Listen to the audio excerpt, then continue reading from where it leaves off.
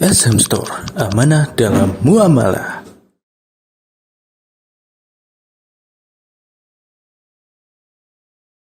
Bismillahirrahmanirrahim. Assalamualaikum warahmatullahi wabarakatuh.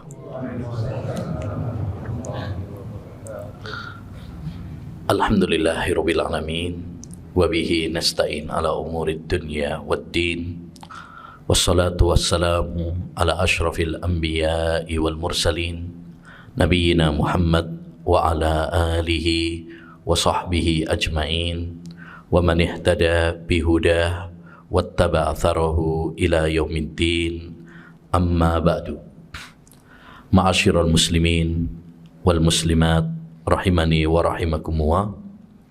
Alhamdulillah, kita bersyukur kepada Allah Subhanahu wa taala yang telah memberikan kekuatan dan kemudahan kepada kita untuk melangkahkan kaki kita menuju salah satu tempat yang paling mulia, yang paling dicintai oleh Allah Subhanahu wa taala, yaitu rumah-rumah Allah, masjid-masjid Allah Subhanahu wa taala.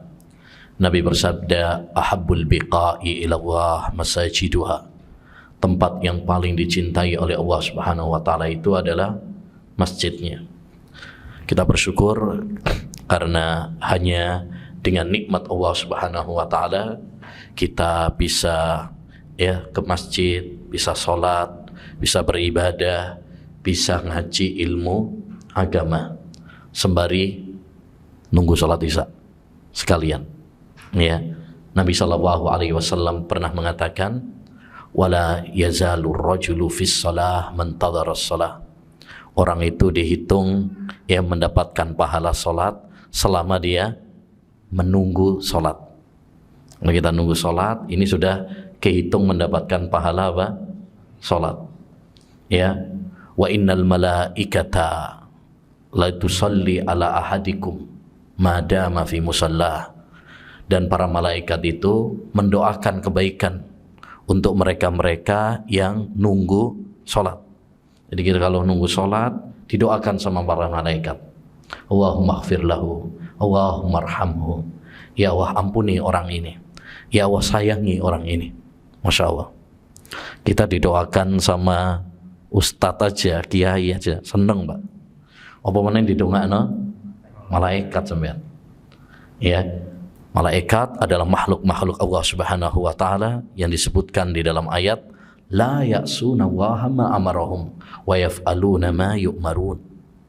Mereka adalah makhluk yang tidak pernah bermaksiat kepada Allah Subhanahu wa taala. Apapun yang Allah perintahkan kepada mereka, mereka selalu melaksanakannya. Ma'asyiral muslimin wal muslimat rahimani wa rahimakumullah. Satu hal yang selalu harus kita ingat di dalam diri kita, harus selalu kita tancapkan dalam diri kita, bahwa kita di dunia ini cuma mampir aja. Kita di dunia ini cuma sementara. Kita di dunia ini hanyalah pengembara. Orang-orang yang musafir, yang bepergian, yang singgah sebentar dan suatu saat kita akan meninggalkan. Nabi SAW pernah menggambarkan kehidupan kita di dunia ini dalam sebuah hadis yang sahih. Nabi SAW bersabda, mali walid dunya ma ana fid dunya illa karakibin istadalla tahta syajaratin summa raha anha wa tarakaha. Kata Nabi alaihi salatu wassalam, apa peduliku dengan dunia? Ini hadis ini, kisah sebelumnya itu, suatu saat Umar bin Khattab radhiyallahu an pernah masuk ke rumah Nabi SAW karena beliau mertuanya. Mendapati Nabi SAW baru bangun dari tidur dan pipinya ini membekas kena tikar. Biasanya kita kalau tidur di tikar itu kan masih ada bekasnya. Melihat Nabi SAW tidur di atas tikar, nangis Umar bin Khattab. Ya, beliau mengatakan, wahai Rasulullah, kamu manusia yang dicintai oleh Allah Subhanahu wa taala, tapi hidupnya apa? Sederhana, bersahaja. Sedangkan mereka para raja, para raja-raja kafir, Persia, Romawi, mereka hidup bergelimang dengan kemewahan dunia. Terus Nabi SAW mengatakan tadi, mali walid dunya, apa peduliku dengan dunia? Untuk apa aku tergila-gila dengan dunia? Ma ana fid dunya illa karakimin istadhalla tahta syajaratin summa raha anha wa tarakaha. Toh saya di dunia ini bagaikan seperti pengembara yang singgah, transit, istirahat di bawah pohon. Ya kalau dulu orang transit di bawah pohon itu udah paling bagus itu, Pak. Ya, karena panas, padang pasir gitu kan. Jadi kalau dia ada pohon bisa transit istirahat di situ udah paling enak. Lebih enak lagi transitnya orang sekarang. Nah, cari rest area, ono AC-ne, ono mangane, tambah enak. Ya, tapi yang namanya kita kalau dalam bepergian terus transit, ya sebentar, itu kan cuma sementara. Sama seperti yang digambarkan oleh Nabi. Tidaklah aku di dunia ini kecuali seperti seorang pengembara yang singgah di bawah pohon untuk transit, untuk istirahat. Kalau lelahnya sudah hilang, pekelnya sudah hilang, dia akan meninggalkan pohon tersebut untuk melanjutkan apa? Perjalanannya. Begitulah gambaran kita di dunia ini. Kita di dunia ini cuma apa? Sementara. Cuma mampir. Kita semuanya sedang antri menunggu kapan malaikat maut mencabut nyawa kita. Kita harus selalu ingat bahwa kita semuanya pasti akan mati. Itu nggak bisa tawar-tawar lagi. Kullu nafsin dha'iqatul maut. Setiap yang bernyawa pasti akan mati. Entah kapan itu, tapi kita pasti akan mati. Nggak bisa ditawar-tawar. Nggak bisa sampai nyokok malaikat maut. Ya nggak bisa. Emang Indonesia bisa disogok. Tapi malaikat maut nggak bisa. Ya, Allah Subhanahu wa taala nggak bisa disuap, nggak bisa disogok. Wala yu'akhirallahu nafsan idza jaa ajaluha. Allah tidak akan memundurkan seorang apabila sudah datang jadwal matinya. Gak bisa digeser, gak bisa diundur. Dan ini harus selalu kita tanamkan pada diri kita. Ya, bukan cuma pernah, tapi selalu. Kalau pernah ingat mati, itu kan pernah saja. Jangan, selalu harus kita ingat. Nabi bersabda, aksiru dzikra hadhimil ladzat. Perbanyaklah oleh kalian mengingat penghancur kelezatan. Apa penghancur kelezatan? Kematian. Ya, yang nyuruh Nabi. Ya, supaya kita sering-sering memperbanyak mengingat kematian. Makanya kalau ada kajian-kajian tentang akhirat, tentang surga, neraka, ya jangan tertipu dengan dunia.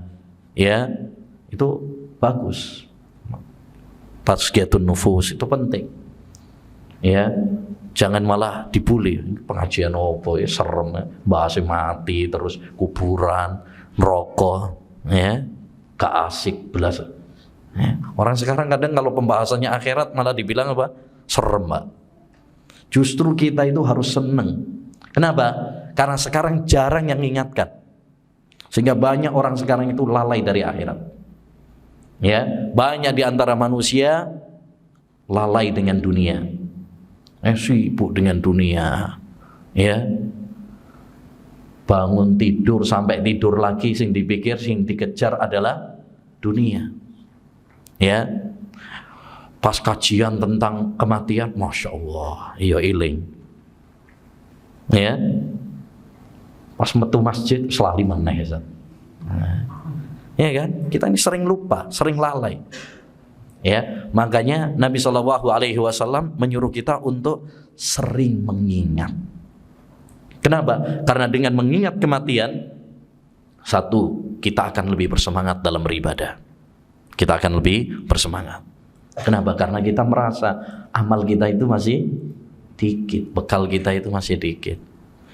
Andaikan kita tanya pada diri kita, seandainya malaikat maut mencabut nyawa kita, siap tak sampean?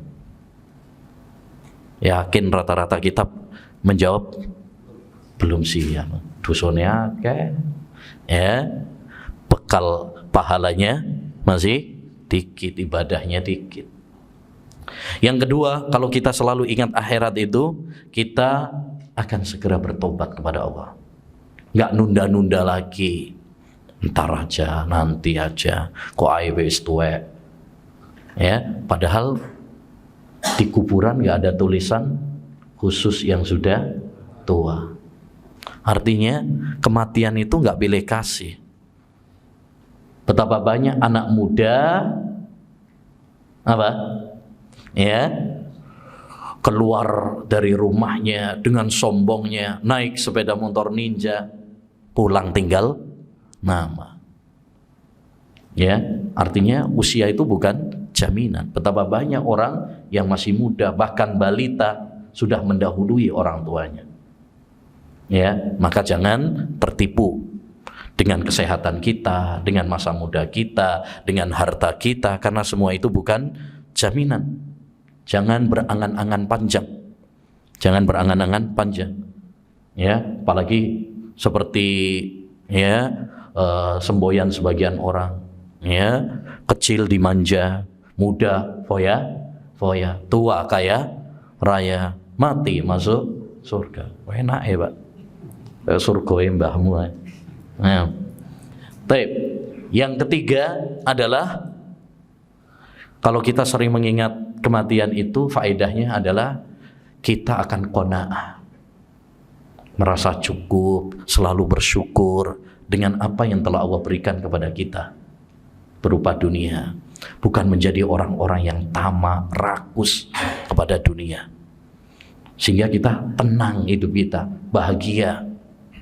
Warda bima qasamahu laka takun ahnan nas. Nabi mengatakan, ridholah kamu dengan apa yang telah Allah berikan kepadamu, niscaya kamu akan menjadi orang paling kaya. Jadi resep jadi orang kaya itu gampang. Yang penting sampean qanaah, syukur.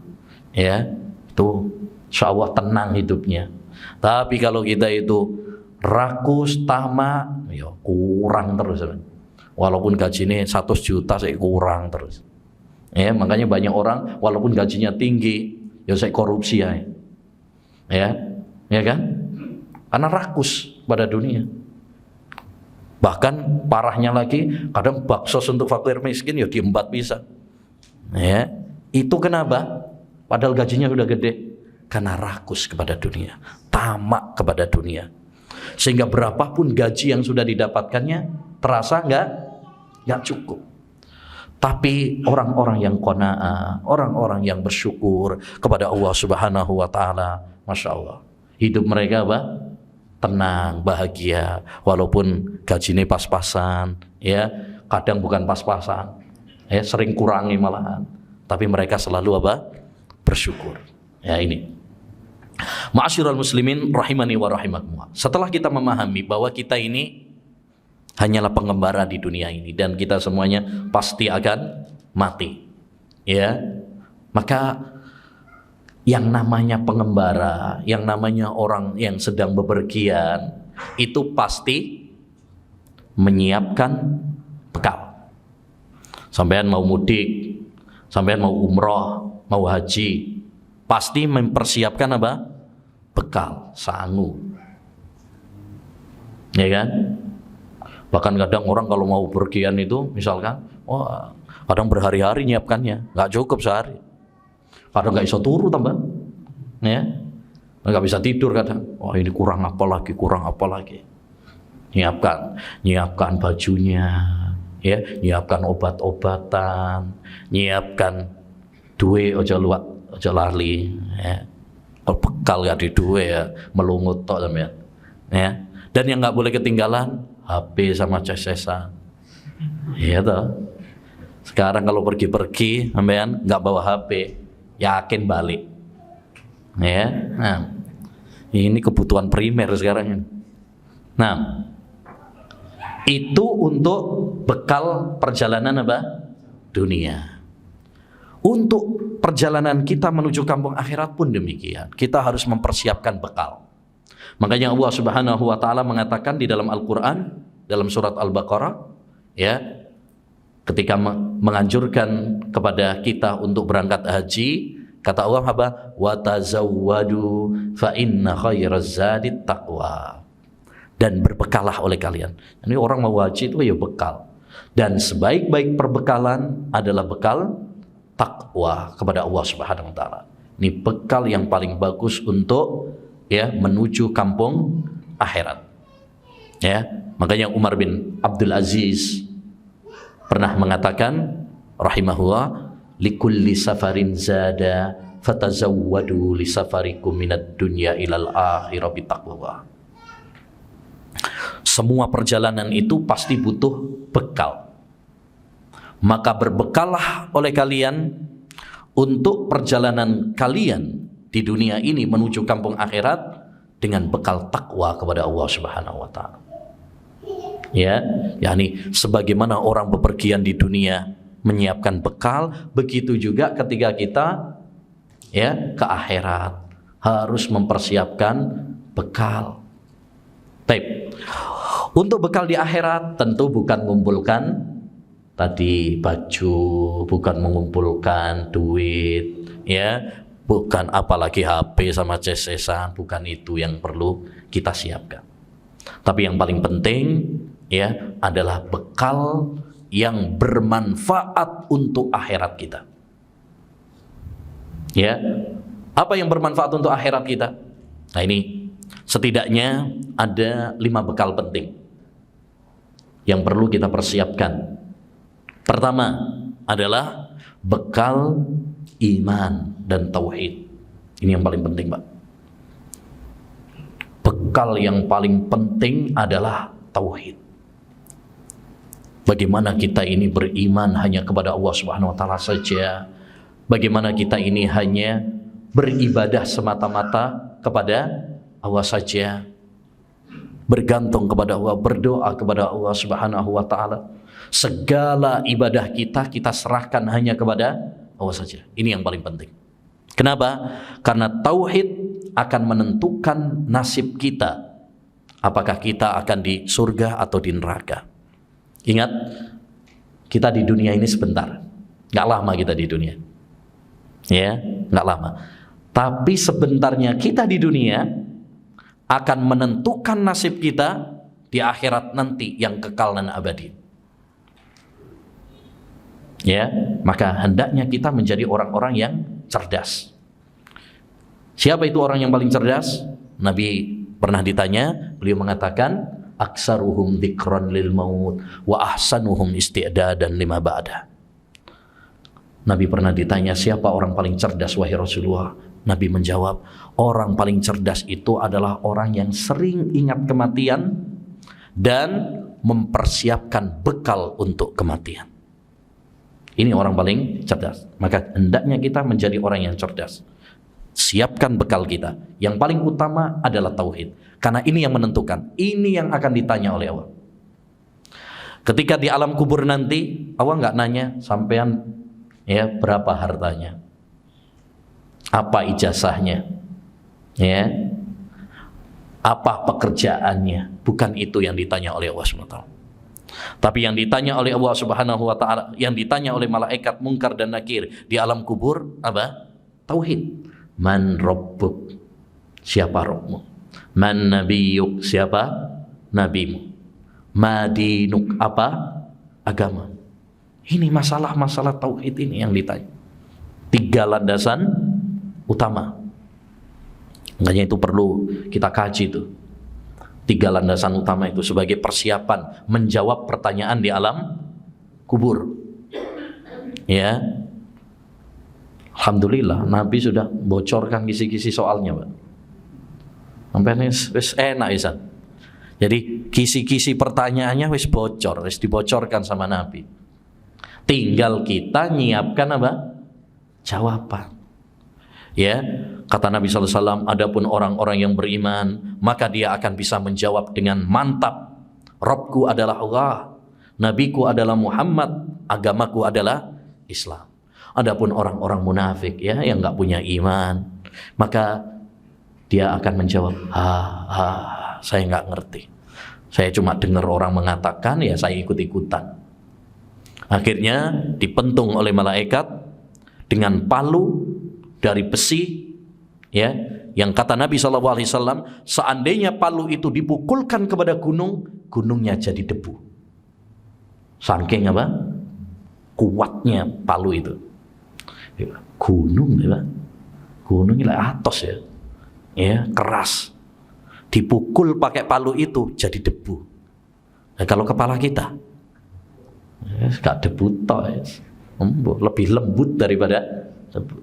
Ya, sehingga berteriak dengan keras, dan teriakan itu didengar oleh semua makhluk kecuali manusia dan jin. Intinya yang perlu kita persiapkan adalah apa? Tauhid, iman. Ya, makanya kita harus menjaga dan memperkuat tauhid kita. Setidaknya dengan dua hal. Satu, ya semangat belajar apa? Tauhid. Kita pelajari tauhid. Gak boleh bosan, gak boleh jemu, gak boleh merasa wes hafal tauhid wes. Ya. Wes ngelontok ya tauhid gue. Islam ketbaya, yes, gampang, nggak boleh. Nabi Muhammad SAW saja, orang yang paling mantap tauhidnya, tetap diperintahkan oleh Allah untuk mempelajari tauhid. Dalam surat Muhammad ayat 19, Allah mengatakan apa? Fa'lam annahu la ilaha illallah wastaghfir li dzambik. Ketahuilah bahwasanya tidak ada sesembahan yang berhak diibadahi kecuali hanya Allah saja, dan mintalah ampun kepada Allah. Itu Nabi Muhammad tetap diperintahkan untuk mempelajari tauhid. Padahal Nabi Muhammad itu orang yang paling kuat tauhidnya. Yang kedua, cara yang kedua supaya kita bisa merawat tauhid kita sampai akhir hayat, ya. Mudah-mudahan Allah mematikan kita semuanya di atas tauhid, ya. Adalah apa? Doa, Pak. Jangan bosan berdoa kepada Allah SWT. Ya, Nabi Ibrahim alaihi salam saja, bapaknya ahli tauhid, paling kuat tauhidnya, sampai beliau mendapatkan gelar Khalilullah, kekasih Allah. Sekalipun demikian, beliau berdoa apa? Wajnubni wa baniya an na'budal asnam. Ya Allah, jauhkan aku dan anak keturunanku dari menyembah berhala. Nabi Ibrahim aja khawatir dari terjatuh di dalam syirik. Mosok kita nggak khawatir? Apa kita merasa lebih hebat daripada Nabi Ibrahim? Ya, jangan sampai. Jadi bekal yang pertama yang perlu kita siapkan adalah bekal apa? Tauhid. Ya, baik itu tauhid rububiyah maupun tauhid uluhiyah, ibadah, maupun tauhidul asma was sifat. Ya, baik. Yang kedua, bekal yang kedua yang perlu kita miliki dalam perjalanan kita menuju akhirat ini adalah bekal ilmu agama, Pak. Ilmu ini penting. Karena ilmu adalah sinar, lentera yang menyinari, menerangi perjalanan kita menuju surga. Kita di dunia saja, mau mudik atau mau safar ke suatu tempat, misalkan nih ada yang mau pergi belum ngerti, awalnya belum ngerti masjid ya Ibrahim ini. Sampean kalau misalkan mau ke suatu tujuan harus ngerti ya, harus punya ilmunya, rutenya, alamatnya, naiknya naik apa, jalannya lewat mana, ya kan? Kalau bayarnya berapa? Kita butuh ya ilmu, butuh petunjuk. Makanya di jalan-jalan itu kan banyak apa? Petunjuk jalan. Nih kalau mau ke Malang sini, Kalau mau ke Jakarta sini, mau ke Lamongan sini, ya, ada petunjuk. Begitu juga ketika kita mau ke surga. Kita butuh kepada petunjuk. Kita butuh kepada yang mengarahkan kita, yang menunjukkan kita, menyinari perjalanan kita supaya kita nggak nyasar. Sampean mau ke Jakarta, gak ngerti rutenya, gak ngerti alamatnya, iso-iso bablas nang ngene Jayapura. Waduh ya. Lah orang gak ngerti alamatnya, mana Jakarta wis pokoknya modal bonek kayak bondo nekat. Akhirnya nyasar sana nyasar sini. Itu kalau kita nggak punya ilmu. Itu perjalanan dunia, apalagi perjalanan akhirat sama. Kita butuh kepada ilmu. Makanya Nabi SAW sering menganjurkan kepada kita untuk belajar ilmu agama. Nabi SAW bersabda, "Man salaka tariqan yaltamisu fihi ilman, sahhalallahu lahu bihi tariqan ilal jannah." Siapa yang menempuh perjalanan dalam rangka menuntut ilmu agama, maka Allah akan memudahkan langkahnya menuju surga. Dimudahkan oleh Allah SWT menuju surga. Maka kita butuh kepada ilmu ini. Ya, butuh. Bahkan kata Imam Ahmad, hajatun nasi ilal ilmi asyaddu min hajatihim ilal ta'ami wasyarab. Kebutuhan manusia kepada ilmu itu lebih mendesak ketimbang kebutuhan mereka kepada makan dan minum. Kalau badan kita butuh makan, minum, ya, kalau nggak makan, ya luwe, sakit. Kalau kelamaan ya mati. Begitu juga dengan hati kita. Hati ini kalau nggak mendapat nutrisi ilmu Al-Quran dan Sunnah, ya nanti dia akan kering, gersang, sakit, bahkan mungkin mati tanpa kita sadari. Karena hati itu kan macam-macam. Kata para ulama, hati itu ada 3. Ada al-qalbus salim, hati yang ya selamat, ini hati yang hidup. Yang kedua ada al-qalbul mayyit, ada hati yang mati. Ya, dan yang ketiga adalah al-qalbul marid, hati yang sakit. Jadi hati macam-macam. Sama seperti badan kita, ada yang hidup, ada yang mati, ada yang sakit. Ya. Sama seperti itu juga dengan hati kita. Jadi intinya mari kita semangat untuk ngaji ilmu agama. Supaya apa? Supaya kita tahu arah menuju surga, rute menuju surga. Ya, kita jadi ngerti mana yang diperintahkan oleh Allah sehingga kita kerjakan. Mana yang larangan Allah sehingga kita tinggalkan. Ya. Kalau kita nggak belajar ilmu agama, bagaimana kita tahu? Bagaimana kita tahu sholat yang benar? Bagaimana kita tahu puasa yang benar? Bagaimana kita tahu ya berkeluarga yang benar itu bagaimana? Nggak ngerti itu. Ya. Baik. Yang ketiga, bekal untuk menuju kampung akhirat juga adalah amal soleh. Kita butuh ini amal soleh. Kalau ilmu itu kan cuma pengetahuan, teori ya. Itu penting. Ya, itu penting. Makanya iblis sangat berambisi. Proyek utama iblis itu menghalangi kita dari menuntut ilmu. Jadi kalau ada orang kok menghalangi menuntut ilmu, ya iki pengikut iblis. Ya, karena menghalangi manusia dari apa? Menuntut ilmu. Ya. Nah, kalau ilmu itu petunjuk, ya teori. Tapi yang ketiga, amal soleh, ini inti. Kalau ilmu itu sarana, tapi amal soleh itu adalah tujuannya. Kalau ilmu itu adalah pohonnya, tapi amal soleh adalah buahnya. Hakikat ilmu adalah amal. Makanya percuma kalau orang itu ngerti tapi nggak diamalkan. Ya, percuma dia ngaji, ya, hafal Quran, hafal hadis, di mana-mana ada pengajian dia ikuti. Ya, pengetahuannya banyak, bacaan kitabnya banyak, tapi gak diamal, podo aja, percuma, gak berguna. Yang paling penting ilmu itu adalah bagaimana diamalkan. Makanya ilmu itu ada dua, ada ilmu yang bermanfaat, ada ilmu yang tidak bermanfaat. Ilmu yang bermanfaat itu ilmu yang satu, menjadikan kita semakin ingat sama Allah, ingat sama akhirat, ingat sama kematian. Yang kedua, menjadikan kita semakin takut sama Allah SWT. Itu ilmu yang bermanfaat.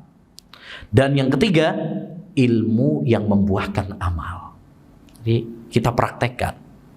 Nah, sedangkan ilmu yang tidak bermanfaat adalah ilmu yang dilarang oleh Allah, seperti ilmu sihir, ilmu filsafat, ya, pelet, santet. Nah, itu ilmu yang diharam. Atau ilmu yang dipelajari benar, cuma nggak diamalkan. Dia belajar akidah, dia belajar benar Al-Quran dan hadis, tapi nggak diamalkan. Ngerti sholat itu wajib, tapi nggak tahu sholat. Ngerti puasa Ramadan itu wajib, tapi nggak tahu puasa, mokel terus. Ya, berarti ilmunya tidak bermanfaat karena dia tidak mengamalkan apa? Ilmunya. Sekedar cuma ilmu teori saja nggak ada manfaatnya. Hakikat ilmu adalah yang membuahkan amal. Nah, amal soleh adalah pengetuk pintu surga. Kalau kita ingin masuk surga, hendaknya kita memiliki amal soleh. Tapi ingat, amal baru dikatakan amal soleh kalau memenuhi dua syarat. Baru dikatakan amal soleh. Kalau nggak memenuhi dua syarat ini, berarti bukan amal soleh, amal toleh. Ya, amal soleh syaratnya dikatakan amal soleh itu satu, harus ikhlas, semata-mata karena Allah, bukan karena riya, ya, bukan supaya nanti dipanggil sebagai ya, ahli ibadah, ya, atau dipanggil sebagai dermawan, atau dipanggil sebagai Pak Haji, Bu Haja, gak dipanggil Pak Haji ngamuk, ya, misalkan. Ya, niatnya semata-mata karena Allah. Yang kedua, ittiba, harus sesuai dengan tuntunan Rasulullah Sallallahu Alaihi Wasallam. Baru itu dinamakan amal soleh.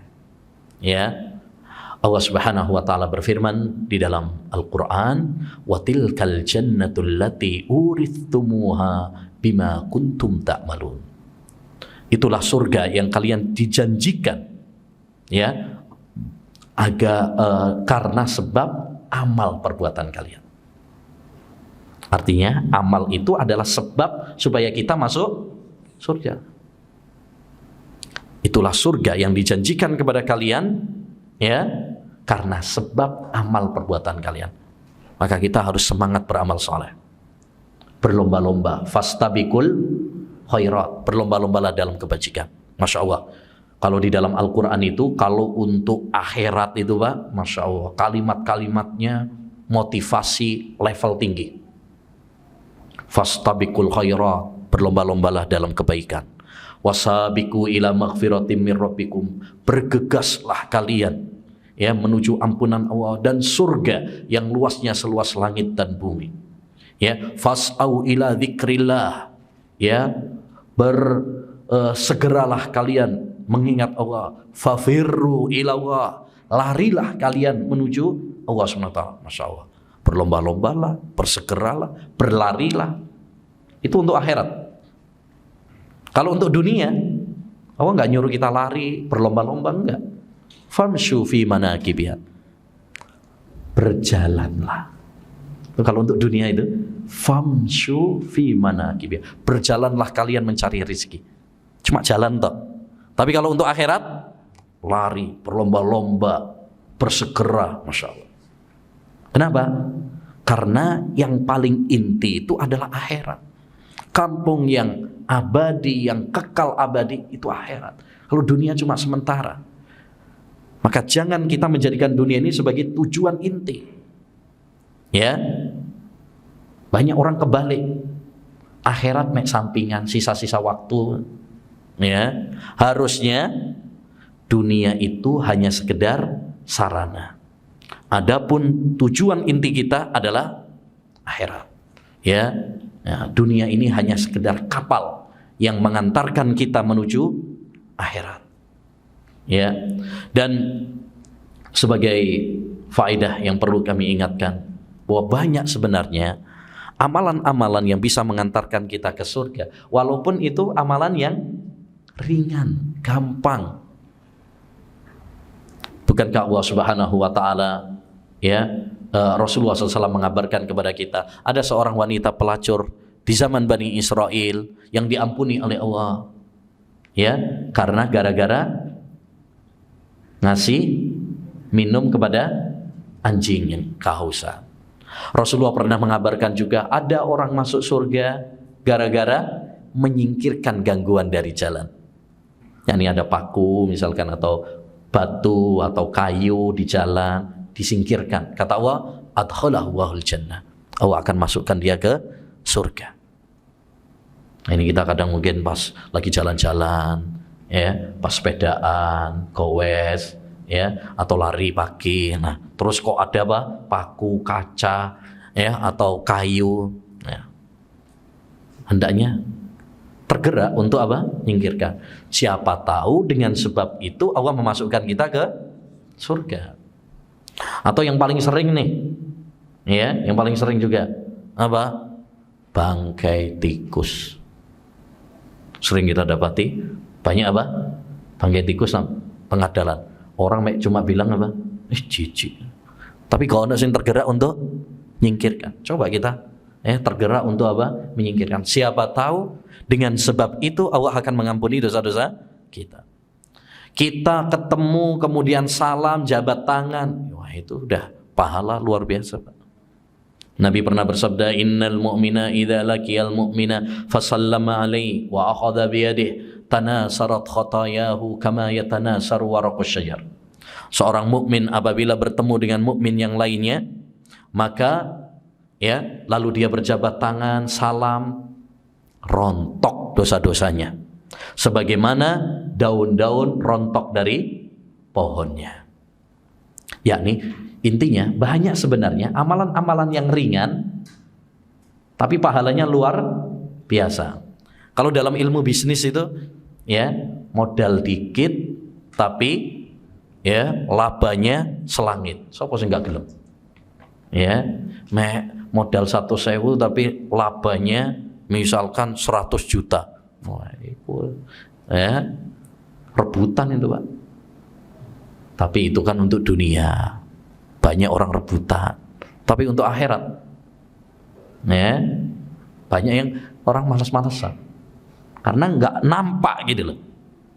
Makanya Rasulullah pernah mengatakan, andaikan manusia itu tahu pahala soft awal, sama pahala adzan, mereka akan rebutan walaupun dengan berundi, taruhan. Itu kalau tahu. Coba misalkan soft pertama ono 100.000 misalkan. Wah, soft kedua 50.000. Wah, dijamin nih rame masih di Proyek. Coba dipraktek Pak. Tekor. Nah, kemudian yang keempat di antara bekal juga yang paling penting juga adalah bekal sabar. Orang untuk bepergian di dunia saja harus sabar, karena perjalanan itu melelahkan. As-safaru qit'atun minal adzab. Safar itu adalah sebagian dari adab. Itu untuk safar dunia harus sabar. Macet, panas, pegel, bobrok mobilnya, misalkan, harus sabar. Apalagi untuk perjalanan akhirat harus sabar. Kita harus sabar di dunia ini. Dan sabar, kata para ulama, ada 3. Pertama, sabar dalam menjalankan perintah Allah. Sampai sholat butuh sabar, ngaji ilmu agama butuh sabar. Gak sabar bubar. Yang kedua, sabar meninggalkan larangan Allah. apalagi kalau udah kecanduan. Ya, karena hawa nafsu itu sering mengajak kepada maksiat, dosa. Harus sabar mengekang hawa nafsu, melawan hawa nafsu, jihad melawan hawa nafsu. Dan yang ketiga, sabar menghadapi takdir-takdir Allah yang kurang berkenan. Mungkin dikasih sakit, mungkin dikasih musibah, mungkin bisnisnya seret, ya, ujian dari Allah Subhanahu wa taala, maka harus sabar dalam menghadapinya. Yang terakhir, bekal yang kelima adalah doa. Kita tutup dengannya. Ya, bekal menuju kampung akhirat yang paling penting juga adalah doa. Sehebat apapun kita, teori kita, ya, semangat kita, jangan lupa bahwa yang punya surga itu adalah Allah Subhanahu wa taala. Ya. Walaupun kita semangat, tapi Allah nggak ngasih surga sama kita, ya, mau apa sebenarnya? Oh, yang punya surga Allah Subhanahu wa taala. Makanya Nabi SAW mengatakan, kalian tidak masuk surga sekedar dengan amal kalian saja. Enggak, tapi dengan rahmat Allah Subhanahu wa taala. Kenapa? Karena surga itu nggak sepadan dengan amal kita. Istilahnya amal kita itu apa? Sedikit gitu ya. Surga, mahal banget. Sampai misalkan beli rumah harganya 1 miliar, tapi punya uang cuman 1.000, kan nggak sepadan sebenarnya. Cuma orangnya ngasih, itu berarti bukan karena duitnya. Kan sakno karo sampean, infak sedekah, ya kan? Ya, begitu juga. Makanya kita harus apa? Banyak berdoa sama Allah Subhanahu wa taala. Ya, banyak berdoa karena doa itu adalah kunci kebaikan. Terutama di waktu-waktu yang mustajab, antara adzan dan qomat, kemudian saat sujud, ya, kemudian sepertiga malam terakhir, banyak doa. Ketika turun hujan, itu di antara doa yang diajarkan oleh Nabi supaya kita meraih surga, doa minta surga. Ya, Nabi bersabda, hadisnya begini, man sa'alallahal jannah salasa marrat qalatil jannah Allahumma adkhilniha. Siapa yang minta kepada Allah surga sebanyak 3 kali, surga akan mengatakan, ya Allah, masukkan orang ini padaku. Wa man istajara minan nari salasa marrat qalatin nar Allahumma ajirniha. Siapa yang berlindung kepada Allah dari neraka 3 kali, maka neraka akan mengatakan, ya Allah, lindungi orang ini dari aku, jauhkan dia dari aku. Maka mari kita berdoa kepada Allah Subhanahu wa taala supaya Allah Subhanahu wa taala menjadikan kita orang-orang yang cerdas dan dimasukkan oleh Allah Subhanahu wa taala ke surganya. Amin ya rabbal alamin. Allahumma inna nas'alukal jannah wa na'udzubika minan nar. Allahumma inna nas'alukal jannah wa na'udzubika minan nar. Allahumma inna nas'alukal jannah wa na'udzubika minan nar. Subhanakallahumma bihamdik asyhadu an la ilaha illa anta astaghfiruka wa atubu ilaik. Assalamualaikum warahmatullahi wabarakatuh.